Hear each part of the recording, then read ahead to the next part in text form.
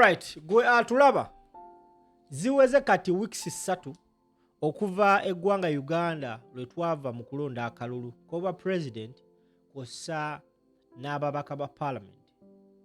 Ennaku z'omwezi nga 15 bannayuganda bakkirira obubokisi ne balonda omukulembeze agenda obbakulembera. Wabula ebintu ebyafollowinga after okulonda akalulu k'obwa president byennyamiza. Now, abakulembeze mu kibiina kya National Unity Platform abasinga baakwatibwa.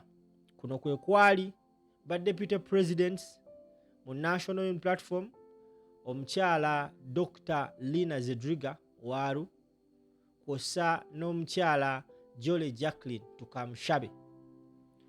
Bano baakwatibwa. Lina Zedriga baamukwata ennaku z'omwezi 14. Then Tukamushabe Jole baamukwata ennaku z'omwezi nga 15.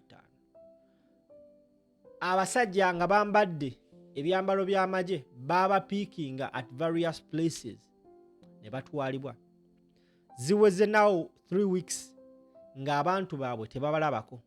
Twalabyeko abakulembeze mu Bennono mu Northern Uganda nga bavuddeyo okudimandinga omwana waabwe Lina Zedriga okuddamu okubanga alabika.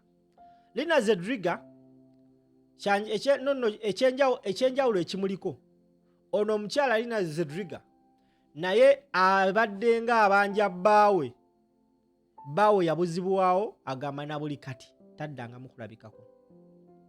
Gwe ssebo oba nnyabo atulaba, olunaku olwaleero abakulembeze abo baleeteddwa mu kkooti. Mu kiwandiiko ekiteereddwa ku mukutu ogwa Facebook ogwa National Unity Platform bagambye nti 3 weeks into their missing status, our deputy president have been both produced to court.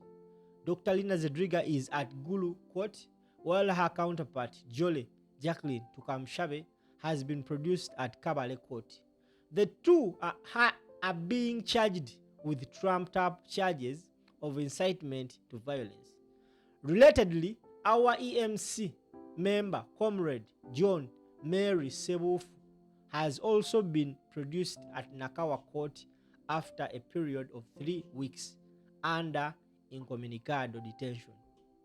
Gwe ssebo oba nnyabo atulaba, baakwata abakulembeze baneeno. Era Lina Zedriga ne Jacqueline Tukamushabe babavunaana omusango gwa incitement to violence.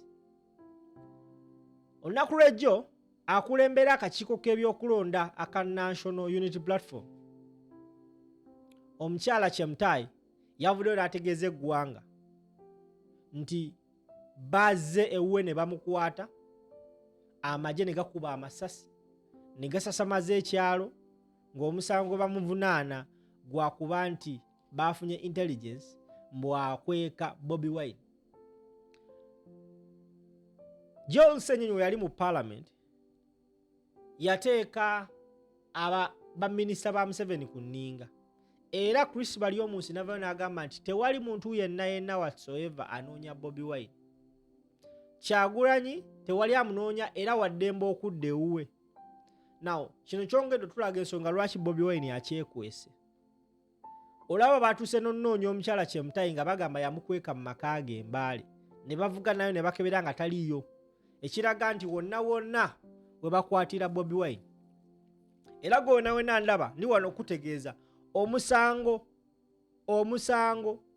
ogunoonyezebwako Bobi Wine tegwawukana na gwa Lina Zedriga ne Jole Jacqueline Tukamushabe ogwa incitement to violence. According to the charge sheet, gwe ssebo oba nnyabo gye bataddeyo ku mukyala Jole Tukamushabe, njagala gwe ssebo oba nnyaba ndaba mbeere nga ngikusomera oba oli awo otegere wawe tuli. Eno charge sheet gye bawadde deputy president wa Bobi Wine mu Western Uganda, Jole Jacqueline Tukamushabe. Bagamba statement of offense, incitement to violence, contrary to section 791 of the Penal Code Act, Cap 128. Particulars of the offense. Tukamshabe Jolly Jacqueline in the month of December 2025 and January 2026 at various places in Western Uganda, including Ruchiga Kabale and Rukunjiri, incited people to do an act of violence to wit attack the supporters of the National Resistance Movement, a political party, and act based on reasons of their political opinion. Omusango gumukwasa mbu yavayo n'alagira abawagizi ba NUP okulumba abawagizi ba NRM mu bitundu bya Ruchiga, Kabale ne Rukunjiri. Gwe musango ogwakwasizza Jolly Jacqueline Tukamshabe, Deputy President wa Western Uganda. Gwe musango gwe gumu ogwakwasa Lina Zedriga. Era gwe musango gwe gumu ogwakwasa John Mary Sebufu, member wa EMC. Now, olunaku lw'ejjo bakutte chairman wa EMC. Gwe ssebo banya batulaba. Omwogezi wa poliisi Lusoke Kituma yavaayo n'ategeeza emabegako awo nti abantu nga Nambooze bagenda kukwatibwa olw'estatement gye yakola nti abantu bannayuganda basinga poliisi n'amagye obungi. Gwe ssebo banya bandaba eyeebuza lwaki Bobi Wine yeekwese. Naawo ndowooza kino kyongedde okulaga ensonga lwaki Bobi Wine nze muwagira okuddamu in fact okwekwekera ddala because webaba nga bakutte Lina Zedriga nga bamugamba gwa incitement of violence, and of course nga NUP government, these are trumped up charges. Tewali nsonga eyinza balemesa kukwata Bobi Wine. Na buli kati bakyanoonya Bobi Wine era ne bageza bawunyiriza oba ne bawuliriza nti yayiseeko waneeno. Gwe yamuyisizzaawo bakwatirawo mbagirawo. Ziweze ennaku 3 days nga tapostinga, nga communicating to the world, to the public. Era abantu abasinga batandise getting worried nti president ali kuki. Muzino ennaku 3 mwata communicatingidde, ekibiina kya NUP kyavuddeyo ne kikola press conference ne bategeeza abantu the way forward of the party.